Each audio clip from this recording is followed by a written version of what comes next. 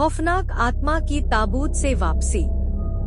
गांव का नाम बड़गांव था और वहां के लोग रात होते ही घरों में दुबक जाते थे। वजह थी पुराना कब्रिस्तान। कहते थे जो भी रात में वहां गया वो कभी वापस नहीं लौटा। लेकिन यह सिर्फ कहानियां नहीं थी। हर साल कुछ न कुछ ऐसा होता जिससे डर और गहरा हो जाता।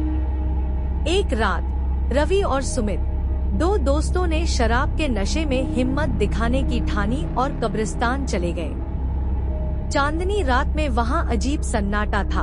हवा में अजीब सी सड़ांध थी। अरे यार, ये सब सिर्फ अफवाहें हैं, सुमित हंसते हुए बोला। रवि ने जवाब दिया, चलो देखते हैं इस डरावनी जगह में ऐसा क्या है।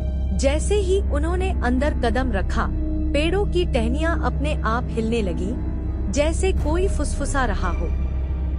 अचानक उनकी नजर एक खुली हुई ताबूत पर पड़ी।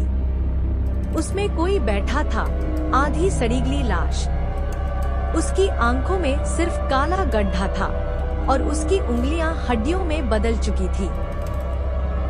सुमित ने डर के मारे भागने की कोशिश की, लेकिन जैसे ही उसने कदम बढ़ाया, जमीन से काले हाथ निकलकर उसकी टांगे पकड़ ली। रवि कांप उठा, उसकी चीख गले में ही अटक गई। अचानक ताबूत में बैठी लाश ने अपनी कटीफती उंगलियों से इशारा किया और बड़गांव की ओर देखने लगी। रात को गांव में अजीब घटनाएं होने लगी। गायब होती परछाइयां, दीवारों पर खून के धब्बे और अजले चेहरों वाले लोग जो खिड़कियों से झांकते थे। गांव के बुजुर्गों ने बताया कि 100 साल पहले यहाँ एक तांत्रिक मारा गया था। मरते वक्त उसने कसम खाई थी कि हर साल किसी न किसी की आत्मा को अपने साथ ले जाएगा। रवि और सुमित ने उसकी आत्मा को जगा दिया है, एक बुजुर्ग कांपते हुए बोला। रात के तीसरे पहर पूरे गांव में अचानक अंधेरा छा गया। हर घर की दीवारों से नाखून खुरचने की आवाजें आने लगी। लोगों ने देखा सुमित की अजली लाश पेड़ से लटकी थी और रवि गायब था। सुबह होते ही गांव में हलचल मच गई, लेकिन सबसे भयानक बात यह थी कि जब सुमित का शव उतारा गया, उसके सीने पर खून से लिखा था, मैं लौट आया हूँ, अब हर रात एक नया शिकार होगा। उसके बाद हर रात कोई न कोई गांव से गायब होने लगा।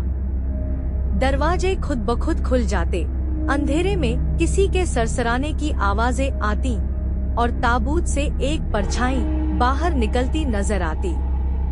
अभी भी बड़गांव में रात को कोई बाहर नहीं निकलता, लेकिन अगर कोई गलती से निकल गया तो वो अगली सुबह तक नहीं रहता।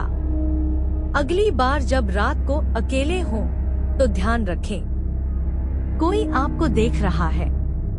अगर कहानी पसंद आई तो चैनल को लाइक, शेयर और सब्सक्राइब करना ना भूलें, क्योंकि अगली कहानी और भी खौफनाक होगी।